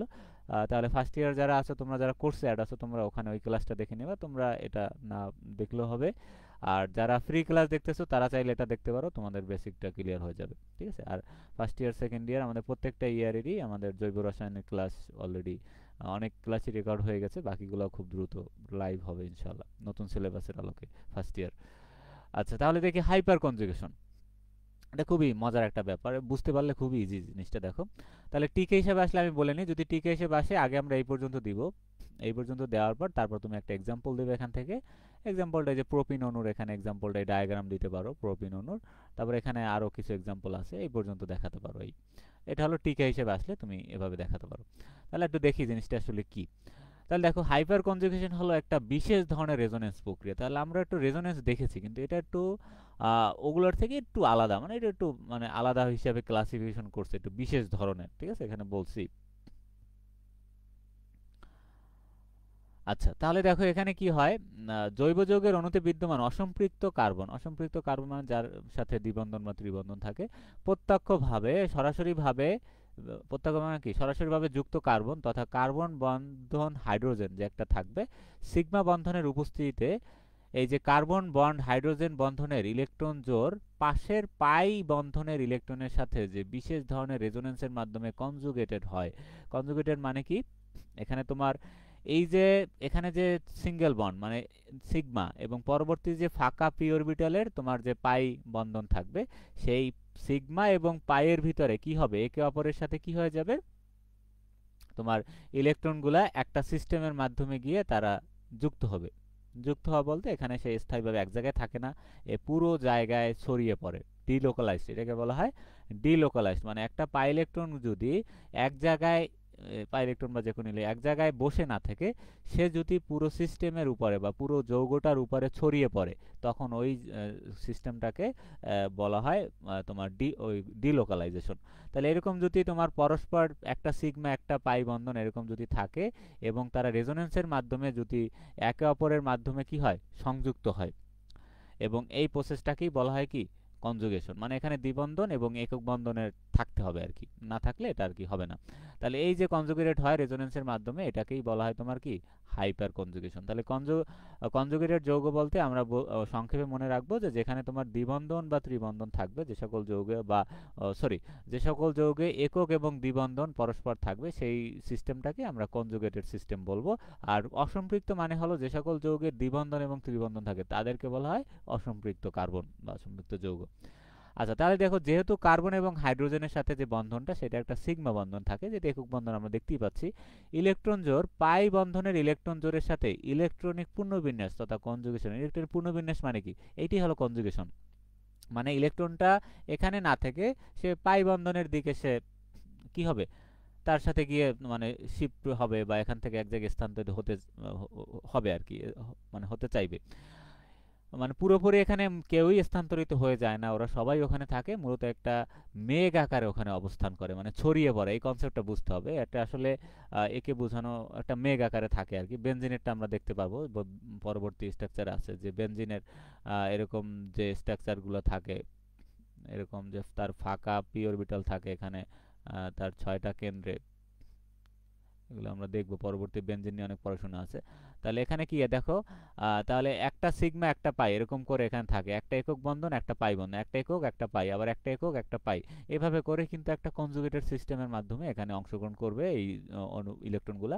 তাহলে এখানে কি হবে, ইলেকট্রনগুলো এরকম করে একটা কি করবে, সে একটা ইলেকট্রন মেঘ সৃষ্টি করে ফেলবে। এই যে এরকম দেখো, ইলেকট্রন মেঘ সৃষ্টি করে ফেলবে, সেটা উপরে হবে এবং নিচেও হবে। তাহলে তারা এরকম যদি এক জায়গায় বসে না থেকে পুরো সিস্টেমের উপরে বা পুরো যৌগের উপরে ছড়িয়ে পড়ে, তখন এটাকে বলা হয় তোমার সিস্টেম। কথাটা বারবার চলে আসতেছে কারণ আসলে ভৌত রসায়ন ওদের পড়াতে পড়াতে ওই সিস্টেম কথাটা বারবার মাথায় ঢুকে গেছে। ওই যে তোমাদের তাপগতিবিদ্যার যে অধ্যায়টা, যাই হোক এটাও বলা যায়, কোনো এটাও সমস্যা না। আচ্ছা, তাহলে দেখো পাই ইলেকট্রন জোড় ইলেকট্রন জোড়ের সাথে, তাহলে এই যে সিগমা ইলেকট্রন জোড়, সিগমা বন্ধনের ইলেকট্রন জোড় পাই বন্ধনের ইলেকট্রন জোড়ের সাথে পুনর্বিন্যাস তথা কনজুগেশনে অংশগ্রহণ করলে, মানে তার জায়গার স্থানান্তরিত হলে, এক জায়গা থেকে এক জায়গায় সে এখানে শিপমেন্ট করতেছে বা চলাচল করতে পারতেছে, সেহেতু হাইপার কনজুগেশনকে সিগমা পাই কনজুগেশন রূপেও আমরা অভিহিত করতে পারি। তাহলে এটা আরেকটা নাম কি, সিগমা পাই কনজুগেশন, মনে রাখতে হবে। আচ্ছা, তাহলে যেহেতু এখানে সিগমা বন্ধনের ইলেকট্রন জোড় পাই বন্ধনের ইলেকট্রন জোড়ে একটা পারস্পরিক প্রভাব আছে এবং এখানে যেহেতু ডিলোকালাইজেশন তৈরি করে এরা একে অপরে, এই জন্য একে বলা হয় সিগমা পাই কনজুগেশন। তাহলে হাইপার কনজুগেশনের ফলে অণু বা আয়ন বা ফ্রি রেডিকেলে স্থিতিশীলতা বৃদ্ধি পায়, এটা মনে রাখবা, স্টেবল হয়ে যায়। হাইপার কনজুগেশন ফলে অণুর ভিতরে বা ফ্রি রেডিকেলের অণুগুলোর স্টেবিলিটি বেড়ে যায়, স্টেবল হয়ে যায়। তাহলে ফলে স্থিতিশীলতা রেজোনেন্সের স্থিতিশীলতা, কিন্তু এই স্থিতিশীলতা আবার রেজোনেন্সের স্থিতিশীলতা কম, মানে একটা যৌগ যখন রেজোনেন্সের কাঠামো থাকে সেটার স্থিতিশীলতা আরও বেশি হয়। আচ্ছা, তাহলে বিজ্ঞানীদের নাম অনুসারে একে বেকার নাথান প্রভাব। তাহলে পরীক্ষায় যদি আসে যে বেকার নাথান প্রভাব কি, 1 নম্বরে আসতে পারে সংজ্ঞা, তাহলে এখানেও তুমি হাইপার কনজুগেশনের সংজ্ঞাই দিবা, জাস্ট বিজ্ঞানীদের নাম অনুসারে একে বেকার নাথান প্রভাব। আচ্ছা, এখন আমরা একটু ডায়াগ্রামের মাধ্যমে দেখাই। আমরা কিছুক্ষণের মধ্যেই আমরা ক্লাসটা শেষ করব, দেখি 11:30টার ভিতরে। আচ্ছা, ক্লাস আজকে একটু লেট হয়েছে যেহেতু প্রথম ক্লাস, এই জন্য বাকি ক্লাসগুলো চেষ্টা করবো আমি তোমাদের শুরুতে বা যত আগে শুরু করা যায়। আচ্ছা, দেখো অ্যালকাইল গ্রুপ, এখানে দেখো মিথাইল ইথাইল প্রত্যক্ষভাবে দ্বিবন্ধন বা ত্রিবন্ধনের সাথে যুক্ত থাকলে, তাহলে এরা যদি তোমার কি থাকে, দ্বিবন্ধন বা ত্রিবন্ধন ভাবে সরাসরিভাবে যুক্ত থাকে, তখন এর ভিতরে হাইপার কনজুগেশন সংঘটিত হবে। তাহলে হাইপার কনজুগেশন সংঘটিত থাকার শর্ত হলো এখানে একটা তোমার দ্বিবন্ধন ত্রিবন্ধন বিশিষ্ট যৌগ হতে হবে এবং একক বন্ধন দ্বিবন্ধন এরকম পরস্পর থাকতে হবে। অথবা আমরা এভাবে বলতে পারি যে একটা পাই ফাঁকা পাই অরবিটাল এবং এখানে একটা তোমার পাই এবং একটা সিগমা, এরা পরস্পর কি থাকবে, সন্নিহিত অবস্থানে, মানে এরকম সোজাসুজি অবস্থানে থাকতে হবে। সোজাসুজি অবস্থানে না থাকলে এর ভিতরে এর সাথে কি হবে না, ইন্টারাকশন হবে না। ঠিক আছে, তাহলে এটাই এখানে বলছে। দেখো, হাইপার কনজুগেশনের জন্য কার্বন হাইড্রোজেন সিগমা বন্ধনের সমান্তরাল অবস্থানে সন্নিহিত পরমাণুতে একটি আংশিক পূর্ণ ফাঁকা পি অরবিটাল থাকতে হবে। সন্নিহিত মানে এখানে এই যে সরাসরি এর সাথে যুক্ত থাকতে হবে। তাহলে এই কার্বনের সাথে এই কার্বন সরাসরি সামনাসামনি সোজাসুজি এখানে কি থাকতে হবে, তার একে অপরের সাথে সমান্তরালে যুক্ত থাকতে হবে। তাহলে এইটা ধরো এখানে কার্বন এবং হাইড্রোজেনের সাথে এখানে কি আছে, সিগমা বন্ধন আছে, এটা একটা সিগমা বন্ধন। তাহলে এই কার্বনের সাথে এই কার্বনের কি হয়েছে, একটা সিগমা বন্ধন আছে এখানে, এখানেও এটা কি সিগমা অরবিটাল আছে। আচ্ছা, আর এখানে দেখো এই কার্বন আর এই কার্বনের সাথে কি আছে, পাই বন্ধন আছে, দ্বিবন্ধন, এই যে দেখো দ্বিবন্ধন, এই যে পাই অরবিটাল আছে। আচ্ছা, তাহলে একটা সিগমা এবং একটা পাই, তাহলে এই দুইটার সাথে কি আছে, এটা সন্নিহিত অবস্থানে আছে, সমান্তরাল অবস্থান করতেছে।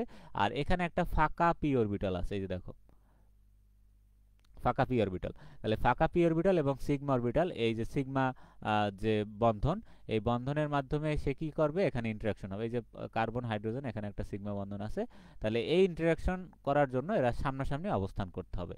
তাহলে এই অরবিটালটা পূর্ণ বা ফাঁকা থাকতে পারে।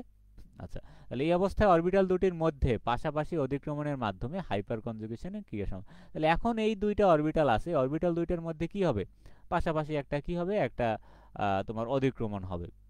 ঠিক আছে, তাহলে অধিক্রমণের ফলে এখানে হাইপার কনজুগেশন ক্রিয়াটা মূলত ঘটবে। তাহলে এটুকু তুমি চাইলে অ্যাড করে দিতে পারো। তাহলে কার্বন কার্বন দ্বিবন্ধন ত্রিবন্ধনের কোনো একটি কার্বন পরমাণু পার্শ্ববর্তী কার্বনকে আলফা কার্বন বলা হয়। তাহলে দ্বিবন্ধন ত্রিবন্ধনের পাশে যে কার্বনটা থাকে ওইটাকে আলফা, আর আলফা কার্বনের সাথে ধরো এই দ্বিবন্ধন আছে এখানে, এই দ্বিবন্ধনের সাথে যে কার্বনটা আছে এটাকে বলে আলফা, আলফা কার্বনের সাথে যে হাইড্রোজেন আছে এটাকে বলা হয় আলফা হাইড্রোজেন, এটা এখানে বলছে।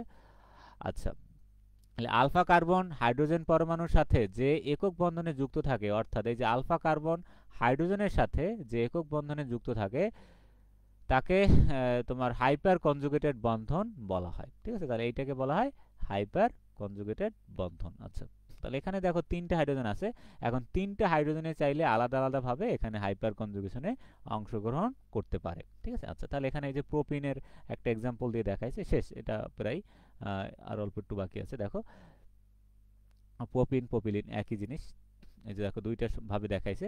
তাহলে দেখো প্রোপিনের অণুটা দেখি আমরা কিভাবে থাকে, CH3 bond CH double bond CH2, তাহলে একটা একক বন্ধন দ্বিবন্ধন আছে।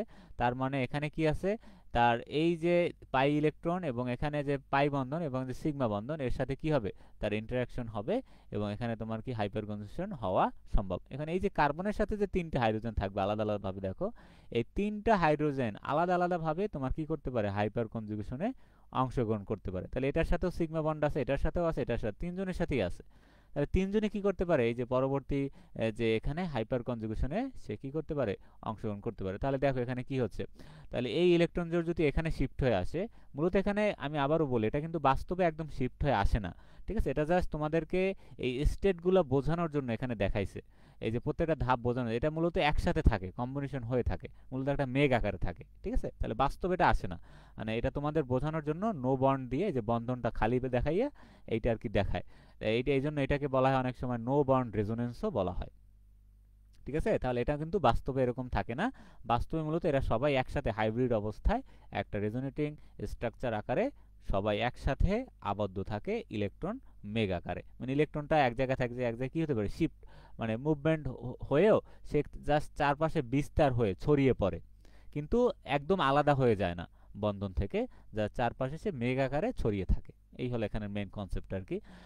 আচ্ছা, তাহলে এটা দেখে আবার অনেকে কনফিউজ, এখানে তো বন্ধন নাই, আবার ইলেকট্রন মনে হয় যে পুরোপুরি শিফট না, জাস্ট দেখাচ্ছে যে ধাপগুলো এরা এরকম ঘুরে, মানে পুরো বারবার এরকম প্রসেস হতে থাকে। আচ্ছা, তাহলে দেখো এই ইলেকট্রন জোড় যখন এখানে ধরো শিফট হয়ে আসলে তখন এখানে দ্বিবন্ধন আসবে, তাহলে এটা তখন স্বাভাবিকই প্লাস চার্জ হয়ে যাওয়ার কথা। তখন দেখো পরবর্তীতে আমরা জানি দ্বিবন্ধন দুইটা একসাথে থাকতে পারবে না, তখন এখানে যে পাই ইলেকট্রন ছিল সে আবার এখানে এই কার্বনের উপরে শিফট হয়ে যাবে। এখন এটা গেলে এই হাইড্রোজেনের কথা, এখন এই হাইড্রোজেন হচ্ছে চাইলে এভাবে অংশগ্রহণ করতে পারে। তাহলে পরবর্তীতে দেখাইছে এই নিচের হাইড্রোজেনটা, দেখো এই যে নিচের হাইড্রোজেন দেখাইছে, পরবর্তীতে দেখাইছে এই হাইড্রোজেনটা, এই হাইড্রোজেন দেখাইছে। তার মানে এগুলো জাস্ট আমরা বোঝার সুবিধার্থে এরকম কিছু স্ট্রাকচার দিয়ে আমরা মানে প্রত্যেকটা ধাপ আমরা মানে বর্ণনা করি আর কি। ঠিক আছে, কিন্তু বাস্তবে এরকম মানে পুরোপুরি এরা আলাদা হয়ে বিচ্ছিন্ন হয়ে যায় না আর কি।